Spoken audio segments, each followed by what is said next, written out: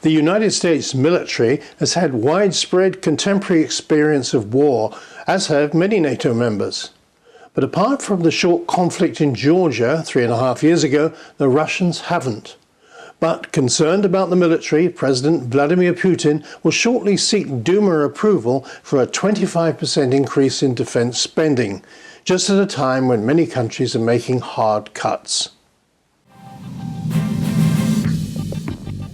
Welcome to Agenda. I'm Colin Chapman, and joining me to discuss this is Stratfor's Vice President of Analysis, Scott Stewart.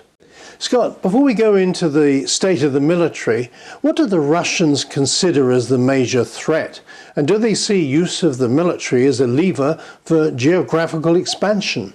Well, really, under their present military doctrine, which was put out in 2010, one of their big tenets is that they don't believe it should be a unipolar world. They don't believe that the United States should be able to dictate what happens in the world, and they see themselves as being a counterweight to that. Secondly, they're obviously concerned about terrorism, whether that's terrorism in places like Chechnya and Dagestan, or whether it's the type of terrorism we've seen happen in places like downtown Moscow. Thirdly, they're very concerned about their near abroad, really their area of influence.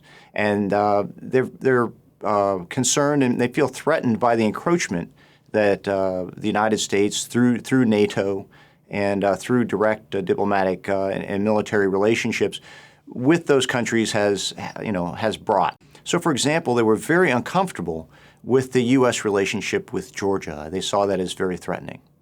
Right. Now, the Russian Duma is going to consider Vladimir Putin's plans for that 25% increase. But even if this goes through, isn't it a fact that Russia will still face constraints?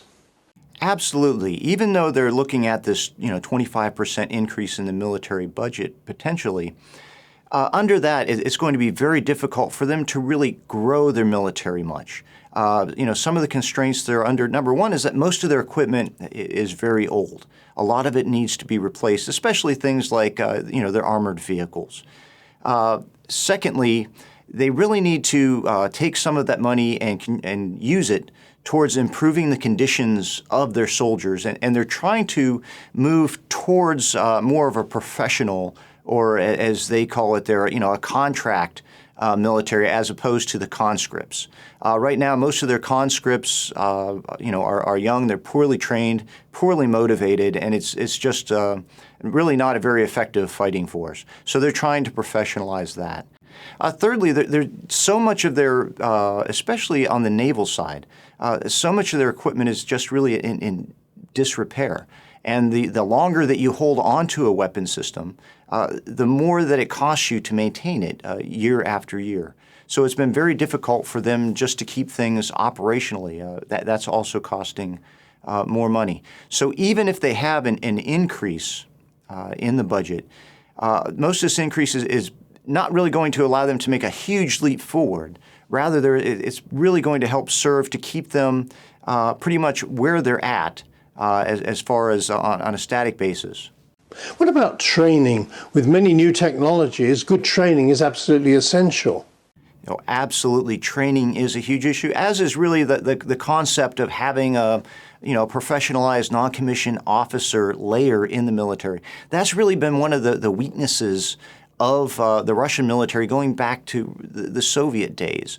They don't have the backbone of the military in the NCO Corps the way you would in the Australian military or the British military or the American military, where you have that professional cadre of NCOs.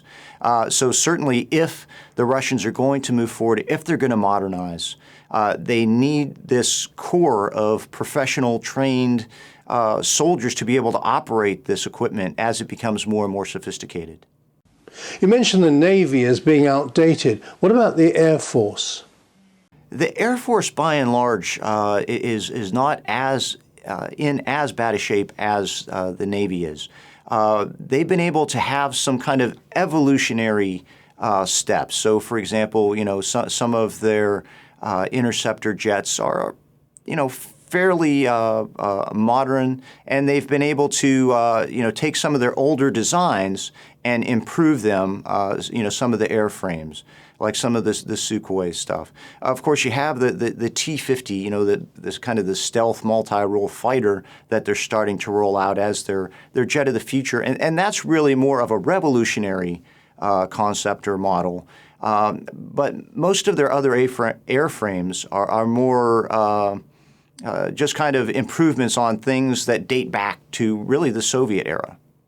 And nuclear weapons? I had the chance this week of meeting Colonel Valery Yarinich, a rocket expert from the Soviet days. He was involved in the creation of what became known as the apocalyptic doomsday machine.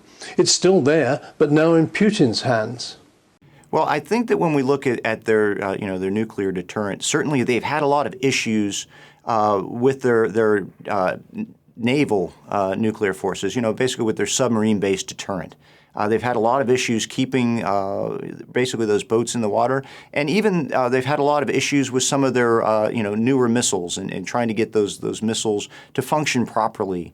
But on the other hand, their land-based nuclear forces are very advanced, and they're very well maintained. And really, if you look at even this new plan potentially to increase the budgets, they would be getting a very large chunk of this increase, along, of course, with their strategic air defense arm of the military. So you're going to see the air defense and the missile forces getting large chunks of this new budget, and they're pretty much among the best troops that the Russians have. And of course, they're both arms that are going to remain underneath presidential and Department of or Ministry of Defense control, along with the Airborne Corps. So while the Russians have been trying to do some other things to make their military more agile and responsive, going from a division-based structure to a brigade task force type structure, similar to what the Americans have done. At the same time, you have these three arms, the airborne, the missile troops, and the air defense troops that are going to stay underneath presidential command. Scott Stewart, thank you very much. Are we going to see a detailed analysis of this on Stratfor? Oh, absolutely. Our team of analysts right now is ripping into this subject matter, and we're going to be producing some detailed printed analysis looking at not only these modernization programs, but also the military budget.